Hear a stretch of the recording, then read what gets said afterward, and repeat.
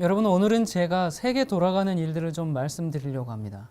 저는 뭐 정치가도 아니고요, 경제학자도 아닙니다. 그저 성경의 예언을 푸는 사람일 뿐인데요. 그래서 여러분과 어떤 정치적 견해가 다를 수 있어요. 또 그것 때문에 뭐 좌파다, 뭐 손목사는 우파다, 뭐 진보다, 뭐 보수다 이렇게 하지 말고요. 예언적 관점에서 이 시대를 보는 눈을 좀 갖게 되기를 바랍니다. 여러분, 우리는 성서적인 예언 해석을 알아야 합니다. 여러분, 복음은 하나님께서 우리를 구원하시는 길이고요. 예언은 하나님께서 우리를 인도하시는 길입니다. 그래서 이 복음과 예언은 우리가 분명히 이해해야 하는 성경의 양대 산맥입니다. 여러분, 오늘날 기독교가 그렇게 혼돈 가운데 있는 것은 바로 이 복음과 예언이 잘못 해석되어지고 있기 때문에 그렇습니다. 자, 오늘은 특별히 이 마지막 시대에 사는 이 우리는 예언을 바로 알아야 적그리스도와 그 짐승의 패의 환란에서 준비하고 승리할 수가 있습니다. 자, 마태복음 24장 9절 말씀입니다. 그때 사람들이 너희를 환란에 넘겨 주겠으며 너희를 죽이리니 너희가 내 이름을 위하여 모든 민족에게 미움을 받으리라.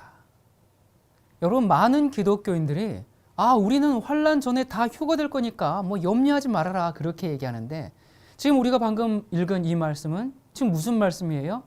예수님께서 재림하시기 직전에 의인들이 뭘 당한다고요? 환란과 핍박을 당한다고 분명하게 말씀하고 있습니다. 자, 그렇다면 이 일이 어떻게 있을 것인가? 이 시간에는 최근 있는 이제 이 세계의 정치와 경제가 어떻게 흘러가고 있는지 그 큰 흐름을 좀 살펴보고요. 주님의 재림이 얼마나 가까이 당도했는지 우리가 확인하도록 하십시다. 여러분, 이 세계 최고의 미녀들이 어느 나라 사람인 줄 아십니까? 이 미스 유니버스 대회에서 7번 우승한 나라죠. 여러분, 이 미스 유니버스는 이 한국의 미스 코리아 진이 나갈 수 있는 그런 대회거든요. 그러니까 이 각국의 대표 미녀들이 출전하는 그런 대회인데요. 거기에서 7번 우승을 했습니다. 자, 어떤 나라일까요? 제가 이 힌트를 조금 더 드리자면요.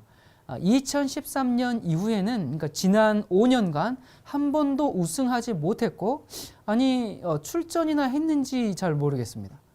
어느 나라일까요? 바로 이 석유 매장량 세계 1위였던 지상낙원이라 불렸던 베네수엘라. 여러분, 이 베네수엘라의 상황을 보면요, 전혀 이 현실감이 없는 남의 나라 이야기 같은데, 정말 어떤 소설에나 보는 그런 이야기 같은데요. 어쩌나요? 그게 곧 우리의 미래, 그것도 매우 가까운 미래에 경험하게 될 수도 있다는 사실입니다. 여러분, 베네수엘라의 이 최저 월급이 39만 볼리바르인데요. 그러니까 일주일을 넘게 기다려서 겨우 살 수 있는 이 두루마리 휴지 4개가 17만 볼리바르, 그러니까 한국 돈으로 약 1,600원 정도 합니다. 그런데 이 휴지 8개를 사면 월급의 86%를 써버리게 되는 거예요. 치즈 1kg을 사려면 한 달 월급을 다 내야 됩니다. 이 대통령은 월급으로 300만 볼리바르를 받는다고 하는데요. 이 돈으로는 통조림 한 캔도 살 수가 없습니다. 여러분, 베네수엘라에서 이 종이컵 5개 분량의 그 정도의 쌀을 사려면요, 이 지폐 중에서 가장 작은 단위인 500볼리바르를 440장 들고 가야 됩니다. 그게 우리 돈으로 2,000원이면 될 일인데 그렇게 하고 있어요. 그런데 그나마 살 수라도 있으면 정말 다행인데요. 대부분의 이 슈퍼마켓 마트 선반들이 다 텅 비어 있어서 뭐 설탕이니 커피니 면이니 뭐 여러 가지 식료품들과 생필품들을 구하기가 어렵습니다. 갓난아기에게 먹일 우유도 부족하고, 쌀을 겨우 구해도 전기가 들어오지 않으니까 요리를 할 수가 없습니다. 어떤 나라가요? 한때 남미에서 가장 잘 살던 원유 부국이라 불렸던 베네수엘라의 이 처참한 경제 실상입니다. 지상 천국이라고 불렸던 그 베네수엘라가 순식간에 망하고 말았습니다. 여러분 경제 파탄으로 이 베네수엘라 국민이 이제 엑소더스 대탈출이 이어지면서 지난해부터 현재까지 600만 명 정도의 난민이 발생했다고 합니다. 그래서 인근 국가는 지금 비상사태를 선포했습니다. 지난해 이 베네수엘라의 인플레이션, 그러니까 물가 상승률이 4,300% 지난해예요. 그리고 올해 곧 100만 %에 달할 것이라는 이 IMF 국제통화기금의 예측까지 나왔습니다. 뭐가요? 여러분 물가 상승이 100만 %라니요. 한국에서는 상상도 할 수 없는 그런 물가 폭등입니다. 그래서 이 IMF가 이런 예측을 내놓으면서 이 베네수엘라의 지금 물가 위기를 이 1923년 그때 독일의 이 공황이 있었죠. 그리고 2000년대 이 짐바브웨 상황과 이제 그렇게 비교했어요. 그러니까 1차 세계대전 후였던 그 당시 독일에서 어떤 상황이 발생했습니까? 초인플레이션이 일어났죠. 그래서 빵 한 덩어리를 사려면 어떻게 했어요? 수레에다가 돈 뭉치를 실어 날라야 했죠. 지금 베네수엘라도요. 이 현금을 한 상자를 이렇게 쌓아서 들고 가야지 고작 두부 한 모를 살 수가 있다고 합니다. 여러분 이 IMF는 지금 이 베네수엘라 정부가 이 재정 적자를 메우기 위해서 계속 지금 돈을 찍어내고 있죠. 근데 이렇게 계속 찍어내면 화폐 가치가 이제 종이 조각보다 못한 신세가 될 거다 계속 경고했어요. 실제로 이 베네수엘라의 볼리바르화, 그러니까 이건 이제 그 종이돈은 더 이상 돈이 아닌 공예품으로서 더 높은 가치를 지금 인정받고 있답니다. 그게 무슨 얘기냐면요. 이 베네수엘라는 지금 1년에 10배 이상 물건값이 올랐거든요. 여러분 그러면 물건값이 오르게 되면 돈의 가치가 크게 떨어집니다. 그래서 현재 베네수엘라의 지폐 1볼리바르의 가치가 한국 돈으로는 10원도 아닌 0.04원이거든요. 그러니까 이 베네수엘라의 돈은 1년에 10배 넘게 가치가 떨어졌어요. 자, 여러분 이 돈의 가치가 떨어지면요. 아무리 많은 돈을 가지고 있어도 정말 이 지폐만큼 쌓아놓고 있어도 물건을 살 수가 없게 됩니다. 하이퍼 인플레이션으로 이 베네수엘라의 돈은 휴지 조각이 되었어요. 그래서 어떻게 하고 있는가? 어떤 사람들은 이 지폐를 접어가지고 그것을 목걸이나 가방이나 지갑을 만들어서 그렇게 공예품을 만들어가지고 팝니다. 뭘로 만들어요? 돈으로 만들어진 공예품입니다. 이 미국의 1달러 정도 돈이면 버스를 100번 정도 탈 수 있다고 합니다. 이 도둑질을 해도요, 돈은 쓸모가 없어요. 소매치기가 없어졌어요. 이 돈이 휴지 조각 수준이기 때문에 돈을 훔쳐가는 사람도 없다고 합니다. 그러니까 이제 돈은 너무 가치가 없죠. 또 물건을 구입할 때는 이 뭐 돈 보따리를 막 양 가방에 가서 이렇게 사야 되고 그러니까 이 너무 무거워서 이제 돈을 이 지폐를 안 쓰죠. 그러니까 어떻게 돼요? 카드로 이제 결제를 하기 시작하는데요. 이 노동자들의 이 한 달 봉급은 이제 계란 2판, 쇠고기 1g이 이제 그 한 달 봉급으로 살 수 있는 게 전부라고 하는데 지금 이 초인플레이션의 결과로 이 베네수엘라가 지금 뜻하지 않게 현금 없는 사회로 바뀌어가고 있습니다. 그러니까 지폐를 찍어내려면 외국에 위탁해야 되는데 외화가 부족해서 지폐를 발행할 수도 없어요. 그리고 이제 동네 작은 가게들도 이제 전용 단말기를 이렇게 이제 갖추고 나서 이 어떤 직불카드나 스마트폰 그렇게 이제 그런 걸로 물건값을 받고 있습니다. 왜냐하면 돈을 이렇게 한 보따리씩 들고 가서 물건을 사고 이게 언제 이게 그 물건 하나 사는데 이 뭐 휴지를 하나 사는데 그 언제 그 돈 지폐를 다 세고 있겠어요. 그럴 수가 없는 거예요. 이 가치가 떨어졌기 때문에. 그렇기 때문에 이제 현금 없는 사회로 가고 있는데요. 여러분 아시다시피 이 글로벌리스트들이 현금 없는 사회를 세계에 도입하고 있죠. 왜 그럴까요? 현금 없는 사회가 되어야 모든 개인을 감시할 수 있기 때문에 그렇습니다. 여러분 한국도 요즘 뭐 특정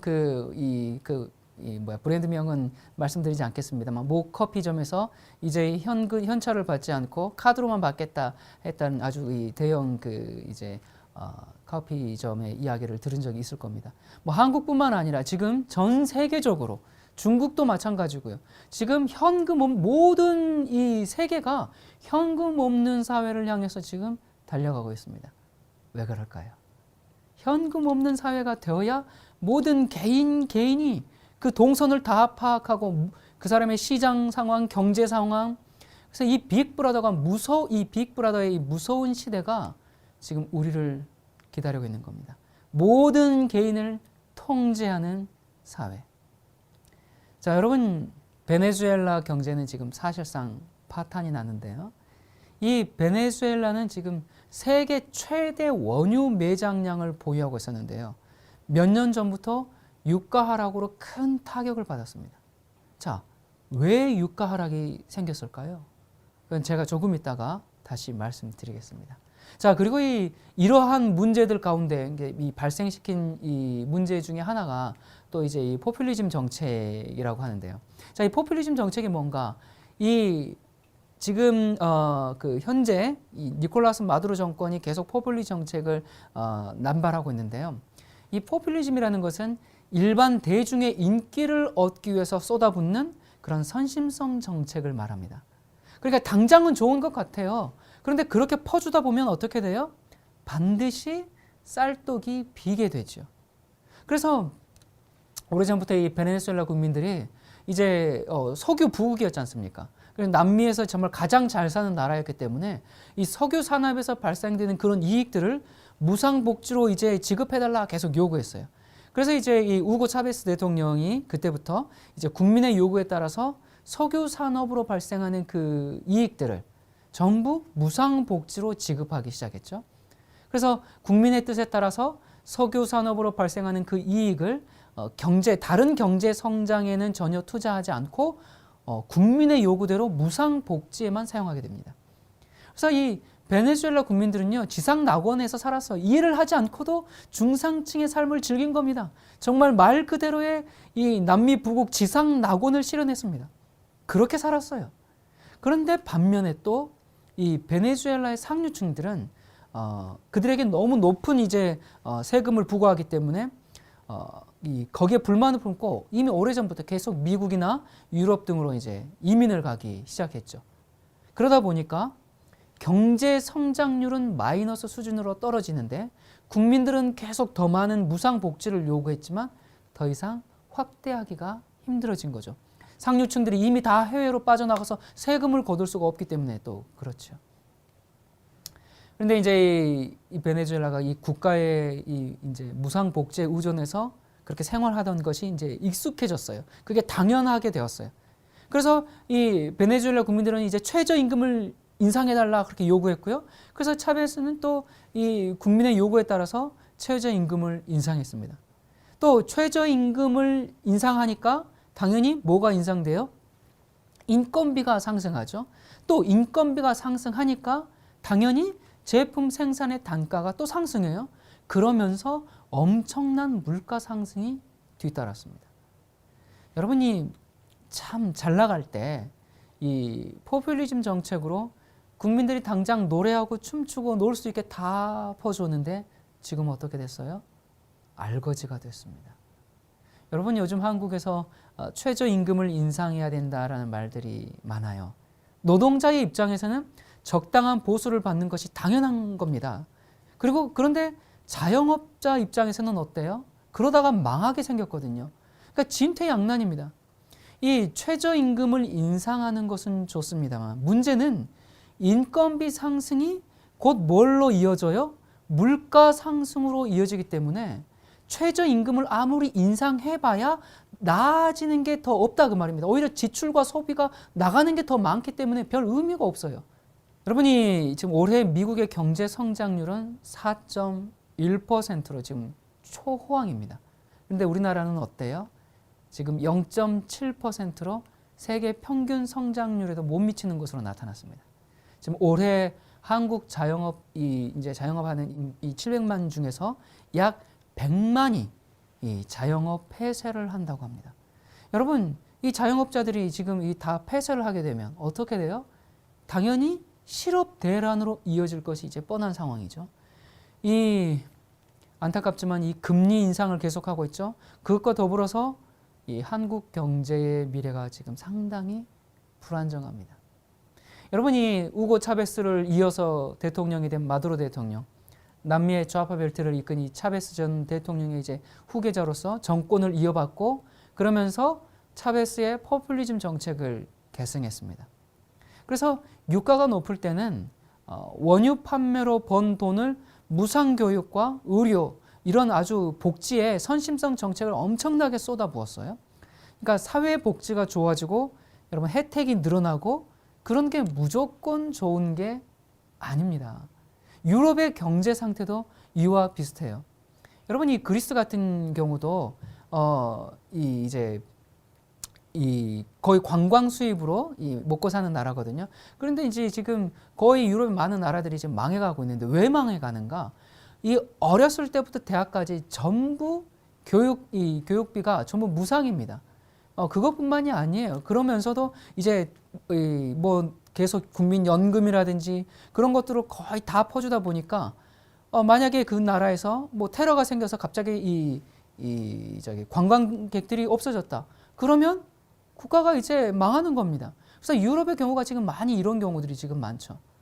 자, 아무튼 베네수엘라가 이렇게 정말 지상낙원이었던 그 베네수엘라가 지금 거의 5년 전부터 무정부 상태에 지금 빠져 있습니다. 약탈, 강도, 극심한 기아. 여러분이 지금 지난 1년 동안 이 전 국민의 평균 몸무게가 11kg 이상 감소했다고 합니다. 이건 아주 심각한 기아 상황에 놓여 있는 그런 지금 현실이 된 거예요. 지금 현재 베네수엘라는 주요 도심에서 치안이 완전히 마비된 상태입니다.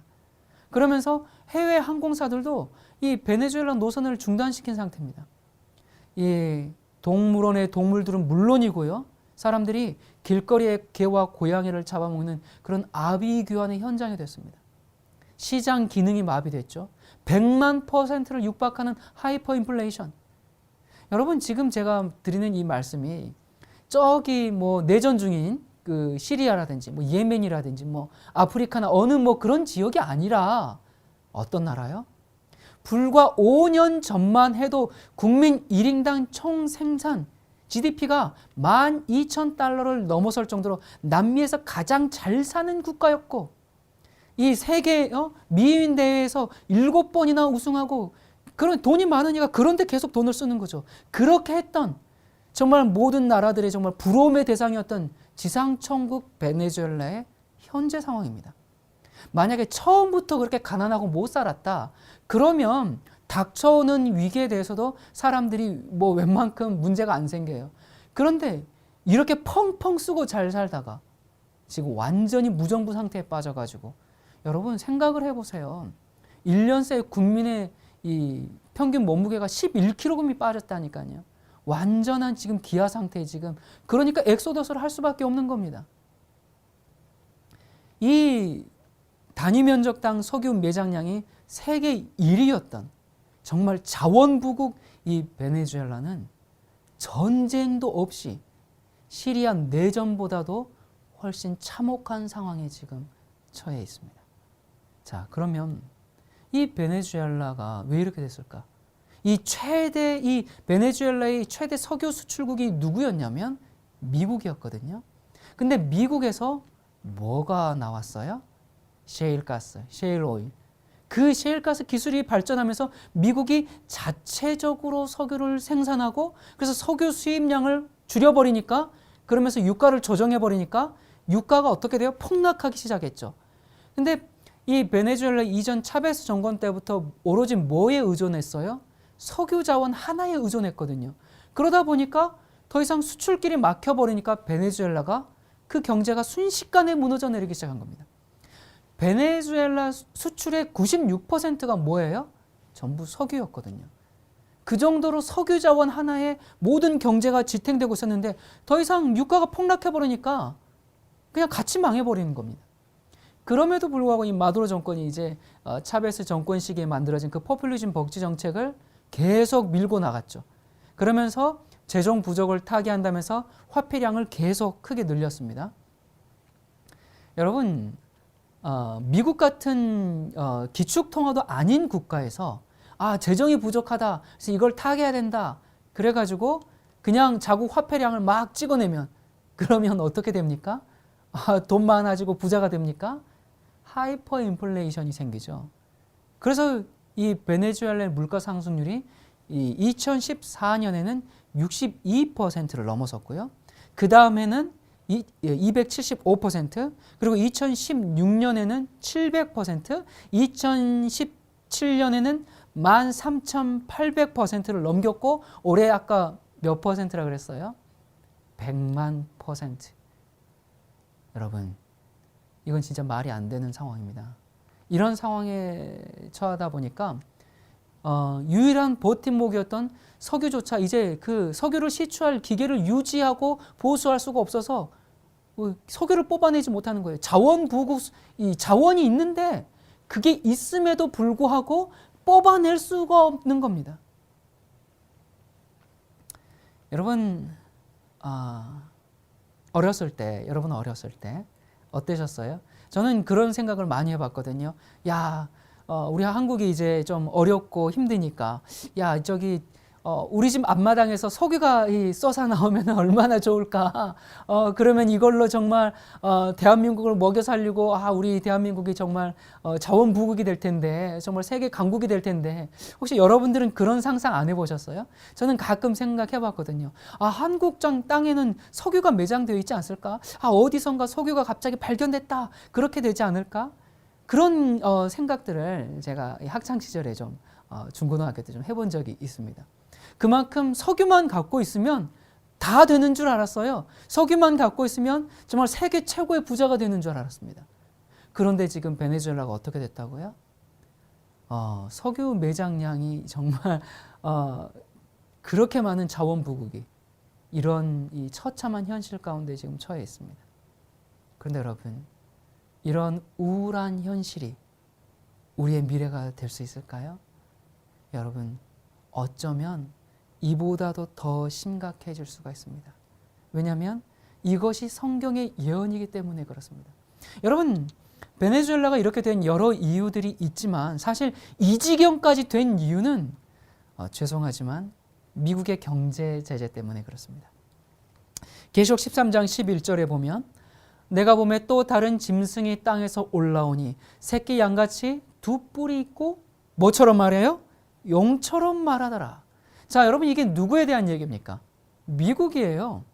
성경이 지금 미국을 뭐 같은 존재라고 지금 묘사하고 있어요?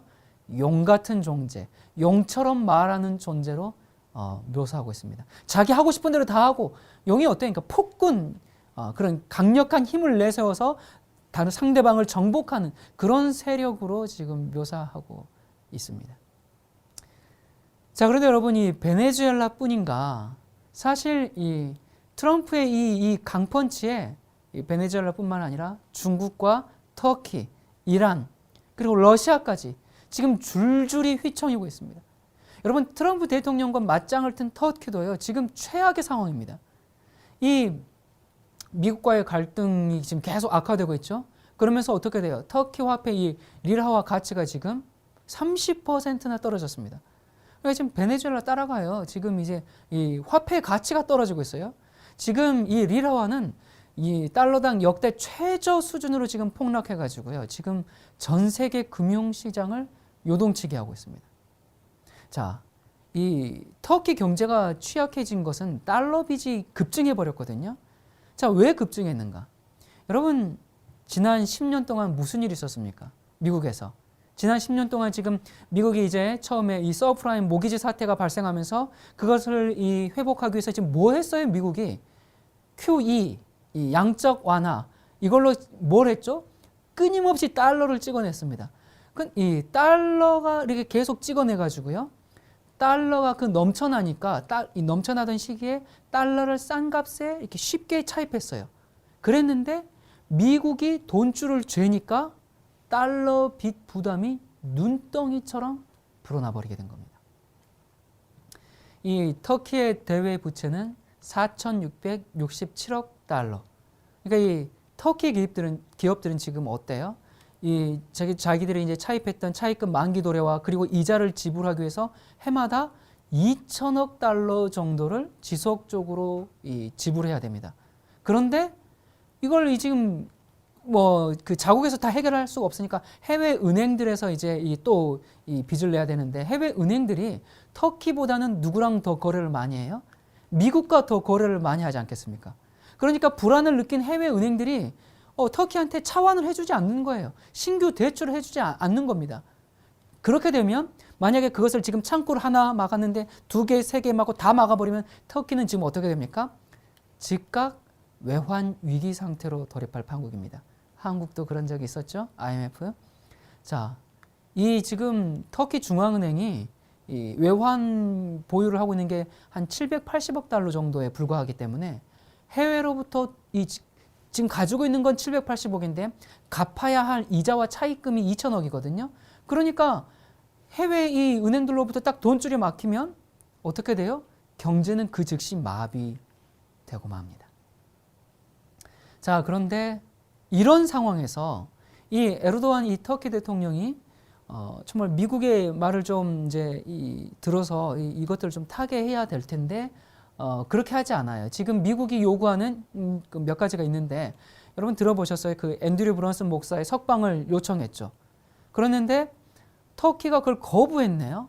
그러면서 터키와 이 트럼프 이제 이 미국의 관계가 계속 꼬이고 있거든요.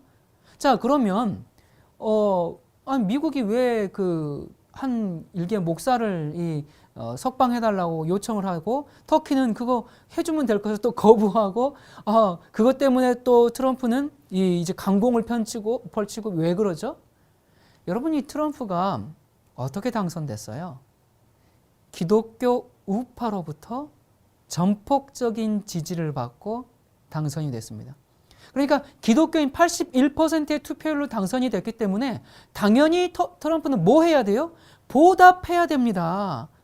그래서 앤드류 브런슨 목사를 석방하라고 지금 요청한 거예요. 여러분, 이 트럼프가 그 내세우는 신아메리카 질서, 그게 뭐였어요? 어떻게 신아메리카를 만든다고요? 기독교 정신을 통해서 이 미국을 회복하겠다. 그렇게 지금 이야기하고 있거든요. 그래서 기독교인들이 그를 너무너무 좋아하죠. 뭐 한국 기독교인들도 트럼프 너무너무 좋아합니다. 트럼프 욕하면 아주 기독교인들한테 욕을 한 바가지로 먹고 그러는 지금 상황인데, 여러분, 그거 좋아할 일이 아닙니다. 트럼프는 종교를 정치에 개입시키고 있거든요. 자, 우리 과거 역사에서 종교를 정치에 개입시킨 경우가 아주 많이 있었어요. 물론 뭐 이방 종교 말고 기독교 세계에서도 로마의 이 콘스탄티누스 황제가 어떻게 했습니까? 기독교를 로마 제국의 종교로 공인했을 때, 그때 교회가 어떻게 됐죠? 교회가 극도의 타락은 물론이고 핍박을 받던 그 교회가 어떻게 됐어요? 다른 종교를 핍박하는 무서운 종교가 된 겁니다. 그러면서 그게 로마 캐톨릭이 되어가지고 종교 재판으로 이 로마 캐톨릭의 신념과 다른 신념을 가지고 있는 사람들, 그들의 신조를 믿지 않는 사람들을 화형시키고 교수형하고 고문하는 종교 재판으로까지 이어지게 된 겁니다. 트럼프는 지금 그걸 하고 있는 겁니다. 그래서 기독교인들이시여, 좋아할 일이 아닙니다. 자, 그래서 이 터키 대통령이 지금 미국과의 자존심 싸움에서 지금 지지 않겠다 그렇게 하면서 버티고, 그리고 이제 이에 대한 보복으로 트럼프 대통령이 어떻게 했어요? 석방 안 해준다고 하니까 이 터키의 이제 그 법무장관과 그리고 내무장관의 그 미국 내 자산을 다 동결해 버렸고, 그리고 터키산 제품들에 대해서 이제 관세를 더 추가적으로 부과를 해 버렸습니다. 그러니까 터키도 어때요? 니네가 지금 우리 이 수출품에 지금 관세 부과했어? 그럼 우리도 니네 제품에 이 부과해, 관세 더 해가지고 보복 관세를 부과하면서 서로 맞대응을 하고 지금 무역 전쟁을 지금 하고 있어요. 자, 그런데 여러분, 이렇게 관세 전쟁으로 나가면 결국 누가 이길까요? 당연히 미국이 이깁니다. 다른 나라가 이길 수가 없어요. 중국, 독일, 뭐 유럽연합이든 시스템적으로 이길 수가 없습니다. 왜 그렇죠? 미국은 기본적으로 기축통화를 가지고 있습니다. 여러분, 세계적으로 달러가 제일 많은 나라가 미국이거든요. 지금 이건 그냥 단순한 팩트입니다. 자, 여러분, 이 터키와 이 미국은 서로 우방이었고요.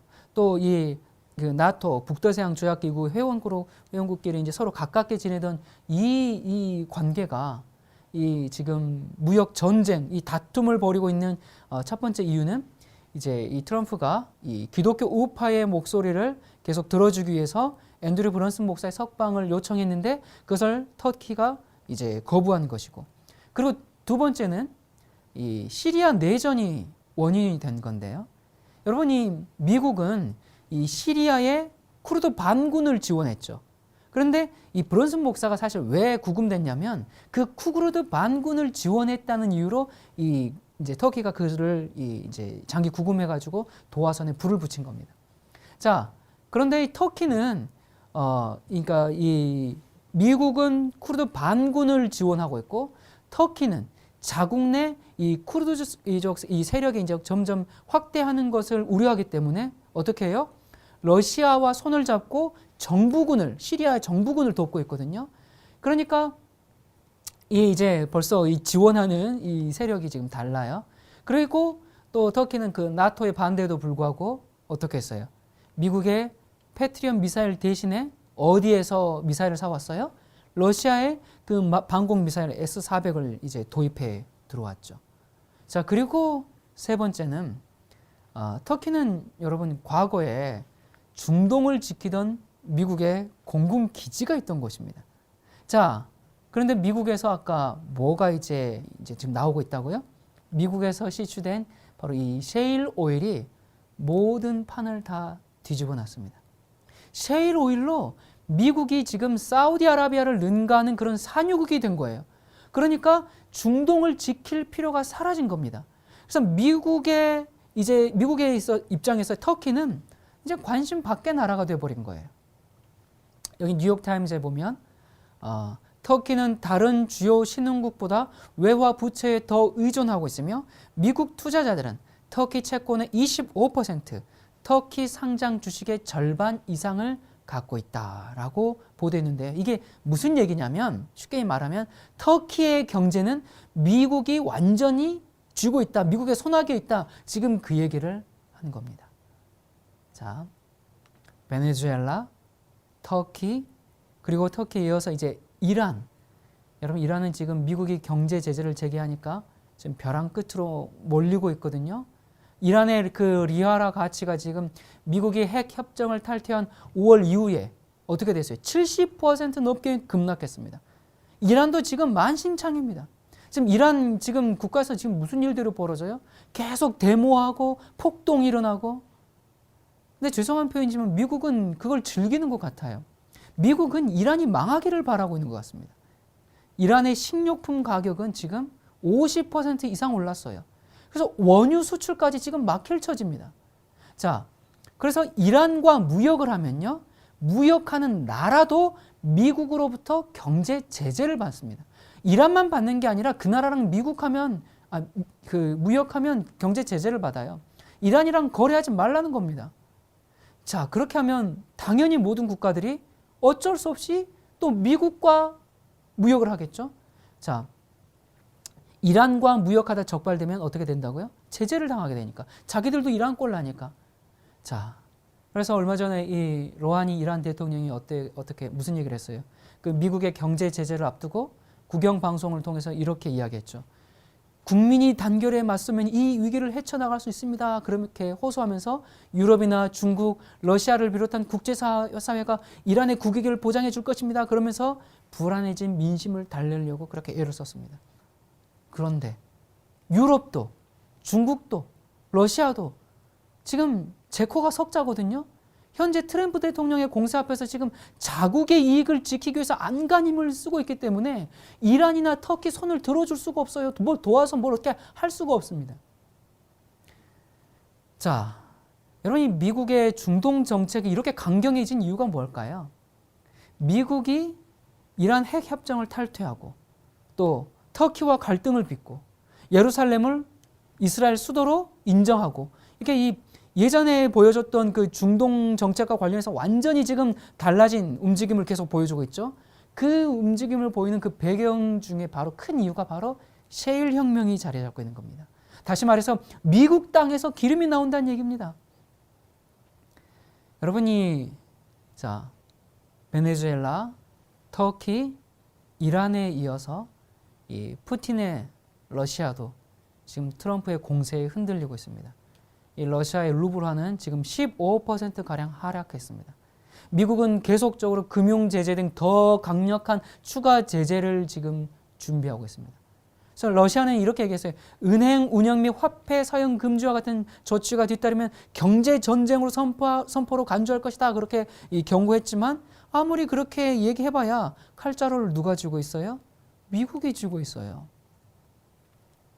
자, 베네수엘라, 터키, 이란, 러시아에 이어서 유럽 연합도 굴복했습니다.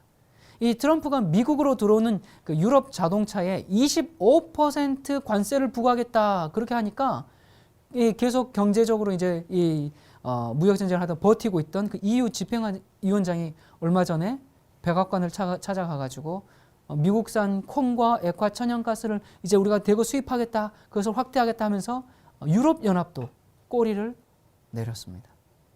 베네수엘라, 터키, 이란, 러시아, 유럽 연합에 이어서 여러분 중국과의 무역 전쟁 잘 아시죠? 트럼프가 그 전쟁이 어떻게 시작했어요? 그 중국산 수입품에 25% 관세를 물리기로 하면서 시작이 됐습니다.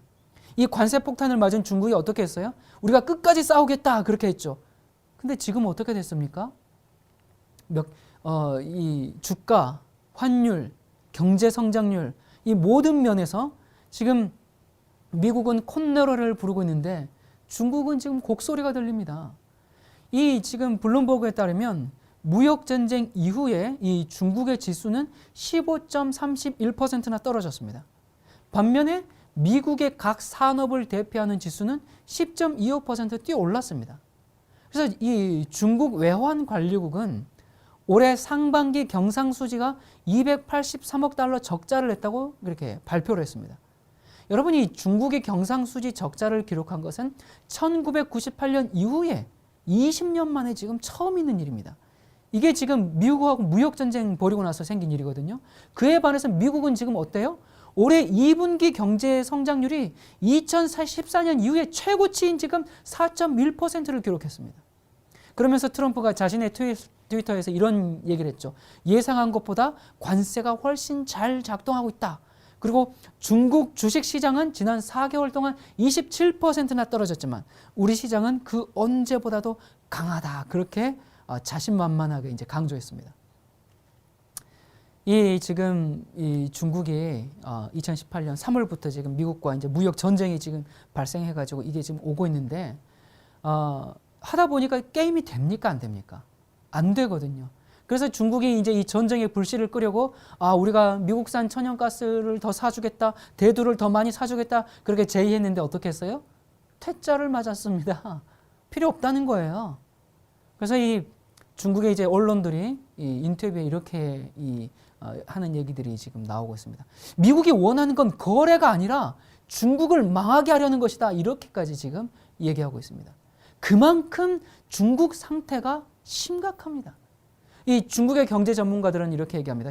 트럼프 대통령이 승리를 선언하는 것을 지켜보는 것은 고통스럽고 수치스러운 일이지만 패배를 빨리 인정하자 그렇게 촉구하고 있습니다.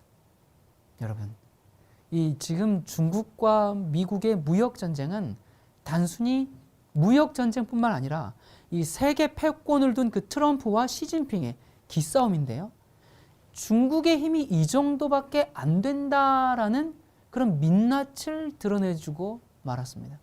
여러분 사실 얼마 전까지만 해도 많은 사람들이 저에게 중국이 지금 저렇게 성장하고 있는데 중국이 지금 세계를 호령하고 있는데 뭔가 지금 미국을 큰 대항자가 되지 않겠습니까? 많은 사람들이 얘기해서 좀 그런가 좀 그런 사람들이 좀 그런 생각을 좀 했어요. 그런데 중국이 뻥뻥 큰 소리 치는 것 같아도 결국 미국 앞에서는 종이 호령이밖에 되지 않는다라는 그 사실을 전 세계 이번 무역 전쟁을 통해서 확인시켜 준 겁니다. 여러분, 전쟁에서 패배하면 굉장히 수치스럽고 치욕적이겠죠. 자, 마찬가지로 지금 전쟁이거든요. 총칼, 탱크, 핵탄두를 안 터뜨렸다 뿐이지 지금 세계는 전쟁 중입니다. 경제 전쟁 중입니다. 자, 여러분, 미국이 전 세계 경제를 지금 쥐락펴락하는데 왜 아무도 꿈쩍하지 못하고 그냥 다 당하고만 있을까요? 여러분, 전통적으로 이 미국의 슈퍼파워의 원천은 뭐였습니까? 미국이 세계 경찰 국가로서 군사력과 뭐였어요? 달러였죠. 그러니까 군사는 말할 것도 없고 이 트럼프의 힘이 먹히는 건 그 강력한 달러 패권 덕분이었거든요. 이 미 달러는 세계 에너지 거래의 결제통화입니다. 그러니까 이 각국 중앙은행들이 있잖아요. 뭐 한국에는 한국은행이 있고 그런 중앙은행들의 이 준비금의 3분의 1을 차지합니다. 그런데 게다가 지난 10년간 QE 양적 완화를 통해서 달러가 전 세계 더 많이 풀렸거든요. 그러다 보니까 세계는 이 의존도가, 이 달러에 대한 의존도가 더 높아졌어요. 자, 그런데 여기에다가 셰일 오일까지 갖췄습니다. 여러분, 내년이면 미국이 세계 최대 산유국이 됩니다. 그러니까 미국은 이제 에너지를 독립하게 되는 겁니다. 에너지 수급 압박에서 벗어난 겁니다. 2차 세계대전 이후에 미국은 세계 각국의 안전보장과 함께 달러를 공급하면서 민주주의와 인권 등의 보편적 가치를 확산시켰습니다. 그러면서 무슨 논리를 폈어요? 미국과 세계 이익이 함께 커진다, 그런 논리였거든요. 자, 그렇게 해서 이 달러라든지 이제 미국의 이 위치가 그렇게 세워졌었는데, 그랬는데 현재 트럼프 대통령은 다릅니다. 안전을 보장해 주는 대신 대가를 받겠다. 그러면서 나토를 지금 공격하고요. 북대서양 조약기구. 그리고 무역 적자를 이유로 나프타, 북미 그 자유무역 협정을 폐기하겠다고 위협하고 있죠. 그러면서 미국의 이 이익이 되지 않는 것은 다 갈아치운다. 그냥 내다 버리고 있는 겁니다. 그러면서 미국 이익을 위해서 기존의 규칙과 질서를 지금 송두리째 다 바꾸고 있는 겁니다. 그러니까 미국이 안 그래도 지금 군사력과 달러 이 기축통화 때문에 이 호랑이 같이 지금 이 그런 존재였는데 거기에다가 뭐까지 더해졌어요? 셰일 오일까지 발생하므로 이 호랑이에다가 날개를 달아줘서 말 그대로 용이 돼 버렸습니다. 그래서 기존 질서를 완전히 다 뒤집고 있습니다. 여러분, 지금 이 미국의 산유량은 하루에 1,100만 배럴로 이미 사우디아라비아를 제쳤습니다. 그리고 내년이면 이제 러시아를 넘어서 세계 1위 산유국이 될 전망입니다. 에너지 독립이 가능해지면 이제 이익이 없는 무역은 필요 없다라는 입장입니다. 여러분, 이 셰일 혁명은 러시아, 베네수엘라, 이란 이런 나라들을 마음대로 제재할 수 있는 그 배경이 되었고요. 부족함이 없는 미국이 이제 어떻게 해요? 미국은 아무것도 수입 안 해도 우린 다 먹고 살 수 있어. 왜? 달러가 있죠. 군사력이 있죠. 오일이 있죠. 그렇기 때문에 이제 자기네들이 수입하는 것들을 전부 관세를 계속 이게 올리는 겁니다. 그리고 관세 정책과 또 경제 제재를 통해서 세계에 지금 용처럼 포효하고 있습니다. 여러분, 아까 잠깐 말씀드렸지만 미국은 2차 세계대전이 끝난 후에 브레튼 우즈 체제를 선언하면서 자유무역을 했습니다. 여러분이 자유무역의 이제 이 중요 조건 중에 하나가 바다가 있어야 되고 이제 필수 조건이 되거든요. 왜냐하면 땅을 통해서 하게 되면 여러 나라의 국경을 통과하면서 많은 비용이 발생하죠. 그래서 바다는 이제 그런 비용이 덜 발생하니까, 그리고 또 이제 그러니까 통제가 훨씬 쉽고 또 바다를 통한 교역은 육지보다도 운송비가 훨씬 적게 들고, 그래서 이제 바다를 통한 그 경로를 무역 항로라 그러거든요. 그런데 이 무역 항로를 장악하려면 어떻게 해야 됩니까? 강력한 해군력이 필수입니다. 그래서 미국은 세계 최강의 해군을 가지고 있습니다. 자, 그렇다면 미국은 돈을 어디서 법니까? 바로 달러죠. 달러를 통해서 가만히 앉아서도 돈을 버는데 어떻게 버는가? 달러가 뭐라고요? 세계의 기축통화. 그러니까 결제하는 통화다 그 말이에요. 그러니까 이 배가 석유나 식량이나 석탄 이런 이제 원자재를 싣고 다니는데 자, 그 원자재를 결제하려면 미국의 달러로 결제하도록 만들었습니다. 자, 그렇다면 왜 석유와 식량을 이 달러로 결제할까? 여러분 사실 영국이 미국보다 앞서서 영국의 그 파운드가 세계 기축 통화였던 때가 있습니다. 그때 영국의 파운드는 뭘 결제했을까요? 바로 그 면직물, 방직물 이런 걸 결제했습니다. 그런데 불황이 오면 어떻게 해요? 사람들이 굳이 새 옷 안 사 입습니다. 먹는 게 급하지 뭐 새 옷 입고 뭐 그게 뭐 패션할 뭐 이렇게 할 필요가 있어요? 그러다 보니까 파운드가 망해버린 겁니다. 그런데 미국은 불황에도 달러를 써야 할 원자재가 뭔가 이렇게 보니까 불황에도 석유와 식량은 쓰고 먹어야 하는 그런 필수재라는 걸 안 겁니다. 그래서 미국의 달러는 원자재를 사고 파는데 필수적이 된 겁니다. 그래서 이 사우디아라비아에서 석유를 사오더라도요. 예를 들어서 사우디하고 뭐 다른 이제 뭐 예를 들어서 일본이 석유 거래를 한다.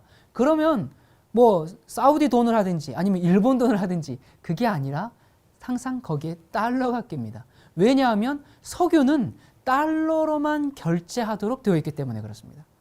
그러니까 달러는 이런 모든 무역의 중간에 끼어들어서 달러를 발행한 미국에 수수료를 줘야 돼요. 그러니까 미국은 앉아서 돈을 벌고 있습니다. 이렇게 벌어들이는 돈만 미국의 GDP에서 1%를 차지한다고 합니다. 그 외에도 이제 미국은 달러를 찍어내가지고 다른 나라 기업을 지배하거든요. 그게 무슨 말이냐면 여러분 달러는 어느 나라만 찍을 수 있어요? 미국만 찍을 수 있습니다. 그리고 얼만큼 찍을 수 있어요? 무한히 찍을 수 있습니다. 사실 아까 그 베네수엘라 같은 경우는 그냥 무한정으로 찍어냈죠. 찍어내니까 어떻게 됐어요? 초하이퍼 인플레이션이 생겨버렸잖아요. 그냥 돈의 가치가 뚝 떨어져 버렸잖아요. 그래서 아무리 많은 돈을 이게 한 상자를 가지고 가도 겨우 두부 한 모를 사게 되는데 미국은 끊임없이 찍어내도 세계가 그것을 계속 써주니까 그리고 미국이 필요시 그걸 또 이 자신들이 기축통화기 때문에 이 열고 닫고를 자기들 마음대로 하고 있거든요. 자, 이렇게 달러를 찍어서 뭘 하는가? 해외에 있는 다른 나라의 기업의 주식을 삽니다. 그러면 어떻게 됩니까? 그 기업이 돈을 벌어서 배당을 주면 그게 누구에게 갑니까? 바로 달러를 찍어가지고 그 기업을 그 주식을 산 미국에게 배당을 줘야 됩니다. 제가 좀 더 쉽게 말하면 여러분 한국에 삼성전자 있습니다. 삼성전자의 외국인 지분율이 50%가 넘습니다. 다시 말하면 삼성전자는 열심히 돈을 벌어서 그 돈을 누구한테 줘야 돼요? 미국한테 줘야 된다는 결론이 나옵니다. 그러면 삼성은 열심히 일을 해서 아무리 돈을 많이 벌어도 거의 대부분의 이익을 외국인 그 주식을 갖고 있는 그 주주들에게 다 줘야 합니다. 그러니 노예도 이런 노예가 없습니다. 그런데 여러분 삼성뿐만이 아니에요. 지금 한국에 지금 어떤 일이 생길지 모르겠어요. 지금 외국 기업들이 이 한국의 기업들을 지금 이 외국 자본이 지금 다 잠식하고 있는데 여러분 이게 한국 땅에 있고 한국 사람이 주인이라고 해서 그게 한국 수입이 아닙니다. 만약에 그들이 주식을 다 내다 팔면 한순간에 무너져 내리는 게 지금 한국 기업들의 형편입니다. 자, 그런데 외국에서 물건을 사올 때 또 필요한 게 바로 달러인데 FRB에서는 이 FED 또 거기서는 어떻게 합니까? 그냥 인쇄기 돌려서 찍어내면 되거든요. 그러니까 현대자동차가 열심히 인력과 기술 그리고 원자재를 들여가지고 자동차를 만들면 미국은 인쇄기 돌려서 찍어낸 종이 돈만 현대에게 주면 되는 겁니다. 여러분 지금까지 미국의 힘은 군사력 그리고 무역 항로 바다를 지배하고 달러 세 가지였거든요. 여기에다가 지금 셰일가스까지 하나 더 붙었습니다. 여러분 그래서 미국은 지금 뭐까지 손에 넣었어요? 에너지까지 손에 넣은 겁니다. 미국이 여러분 트럼프 대통령이 그 공약이 있었어요. 뭐라 그랬어요? 자기 임기 중에 미국을 에너지 독립국으로 만들겠다 그랬어요. 그런 얘기를 했단 말입니다. 그러면 보세요. 미국에서 지금 미국의 이 셰일 가스, 셰일 오일이 없었는데 갑자기 발견된 거예요? 아니에요. 미국 왜 몰라요? 미국은 산유국이에요. 그런데 그걸 시추를 안 했죠. 그런데 지금 시추를 하면서 전 세계를 지금 호령하고 있습니다. 미국이 지금 에너지 독립국이 이게 지금 5년 전 얘기도 아니고 10년 전 얘기도 아니고 현재 지금 얘기예요. 그래서 미국이 지금 에너지 독립국이 되면서 마음에 안 드는 나라가 있으면 어떻게 하는 거예요? 다른 나라들 그냥 패버리는 겁니다. 국제 깡패가 된 겁니다. 여러분, 누가 세계를 지배할 것인가? 아무리 중국이나 러시아나 또는 중동 국가들이 동맹해서 이렇게 힘을 모은다 해도 경제적으로, 군사적으로 미국 외의 강국이 현재로서는 지구에 안 보입니다. 여러분, 지금 미국은 그렇게 본 돈을 어디에 투자하고 있는가? 군사력에 투자하고 있습니다. 지금도 세계 최강인데 앞으로 이 2배에서 한 5배까지 계속 그렇게 키워낼 거라고 합니다. 여러분, 흥미로운 것은 트럼프 내각이 대부분 군 장성 출신들입니다. 이 계시록에 있는 말씀 보겠습니다. 내가 보매 또 다른 짐승이 땅에서 올라오니 새끼 양같이 두 뿔이 있고 용처럼 말하더라. 저가 권세를 받아 그 짐승의 우상에게 생기를 주어 그 짐승의 우상으로 말하게 하고 또 짐승의 우상에게 경배하지 아니하는 자는 몇이든지 다 죽이게 하더라. 여러분, 이 미국의 행보가 성경에 예언되어 있습니다. 요한계시록 13장에 예언된 것처럼 전 세계의 경제가 하나의 시스템으로 통일되기 위해서는 반드시 경제 붕괴가 일어나야 합니다. 거기엔 한국도 예외가 아닙니다. 여러분, 짐승의 표가 강요된 후에 짐승의 우상에게 경배하지 않고 짐승의 표를 받지 않는 하나님의 백성은 큰 핍박과 목숨까지 위협받는 그런 상황에 처하게 될 겁니다. 요한계시록 13장에 예언된 것과 같은 이 비슷한 사건이 구약 시대에 있었습니다. 우리 다니엘서 3장 한번 볼까요? 느부갓네살 왕의 세운 근신상에게 절하라. 누구든지 엎드려 절하지 아니하는 자는 즉시 극렬히 타는 풀무에 던져 넣으리라 하며. 여러분, 여기 다니엘서 3장에 보니까 느부갓네살 왕이 바벨론의 모든 관원들을 다 불러서 이제 두라 평지에 이 금신상을 세웠습니다. 그리고 이 금신상에 절하라 라고 강요하는 장면이 나옵니다. 여러분, 이것은 분명히 잘못된 경배죠. 이것은 우상 숭배였습니다. 그리고 이걸 하지 않으면 풀무불에 들어가게 되는 그런 이 극형에 처해지는 법을 내렸습니다. 여러분, 요한계시록 13장은 이와 유사하게 하나님의 말씀을 범하도록 정치적인 법령이 세워지고 그에 따르지 않는 사람들은 목숨까지 위태롭게 된다는 것을 예언하고 있습니다. 누구든지 몇이든지 다 죽이게 하더라라고 예언하고 있습니다. 여러분, 바벨론 시대의 두라 평지에 세워졌을 때 금신상에게 절하도록 강요받았을 때 우상에게 절하지 말라는 그 두 번째 계명에 대한, 10계명 중 두 번째 계명에 대한 충성을 다짐하면서 왕의 요구를 거절했던 그 다니엘의 세 친구들처럼 마지막 시대에 참된 하나님의 백성은 하나님의 계명을 신실하게 지키기 위해서 짐승의 우상에게 경배하기를 거절할 겁니다. 여러분, 그런데 문제는 이 짐승의 표를 강요하는 일을 무서운 어떤 독재자나 무슨 히틀러 같은 그런 적그리스도가 나타나서 하는 게 아니라 바로 미국의 힘을 통해서 기독교가 강요한다는 것입니다. 배도한 기독교가. 여러분, 기독교인들은 정신 차려야 합니다. 여러분, 짐승의 표 환란이 진행되는 동안 예수님의 증인들이 일어날 것입니다. 다니엘의 세 친구가 느부갓네살 왕의 명령에 끝까지 굴복하지 않고 주님의 편에 섰던 것처럼 짐승의 우상을 경배하지 않고 짐승의 표를 받지 않는 사람들이 일어날 것이 요한계시록 14장에 예언되어 있습니다. 그리고 요한계시록 18장에는 예수님의 증인들이 타락한 교회와 세상에 있는 하나님의 백성을 불러내는 마지막 외침을 할 것이 예언되어 있습니다. 여러분, 초대교회 때 오순절 성령의 역사가 있었을 때 하루에 3,000명이 회심하는 그런 일이 있었습니다. 그와 같이 마지막 때에도 소수의 남은 무리가 성령의 능력으로 나가서 많은 사람들을 회심시키는 두 번째 오순절 성령의 역사가 있을 것입니다. 여러분, 그때에는 순교자가 생길 것입니다. 요한계시록은 이렇게 기록합니다. 또 내가 보니 예수의 증거와 하나님의 말씀을 인하여 목뱀을 받은 자의 영혼들과 또 짐승과 그의 우상에게 경배하지도 아니하고 이마와 손에 그의 표를 받지도 아니한 자들이 살아서 그리스도로 더불어 1000년 동안 왕노릇 할 것이라고 예언되어 있습니다. 여러분, 환난이 있고 핍박이 있고 순교가 있을 것이지만 그 결과는 영광스러울 것임을 약속하고 있습니다.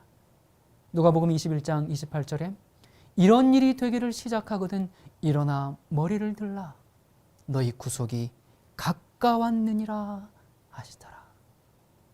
여러분, 우리가 이럴 때일수록 하늘을 바라보는 시선을 놓치지 말아야 하겠습니다. 여러분, 이러한 때 우리가 어떠한 사람이 되어야 하겠습니까?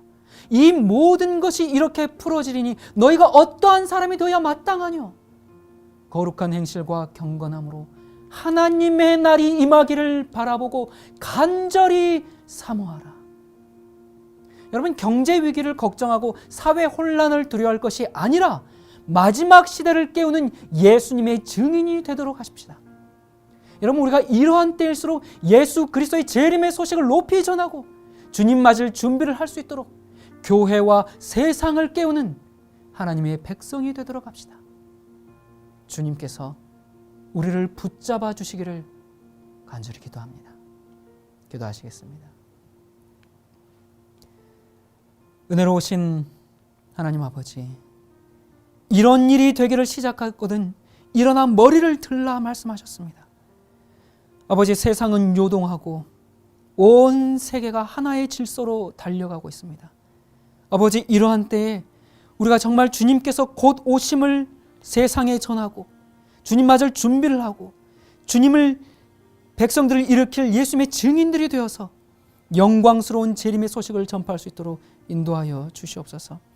거룩한 행실과 경건함으로 하나님의 날이 임하기를 간절히 바라보고 사모합니다. 주님, 저희들의 마음속에 영혼에 대한 소망을 심어주시고 어떤 환난이나 핍박이나 두려움이 주님에 대한 사랑을 무너뜨리지 않도록 우리를 오늘도 굳건히 세워주시옵소서. 예수님의 이름으로 간절히 기도드립니다. 아멘.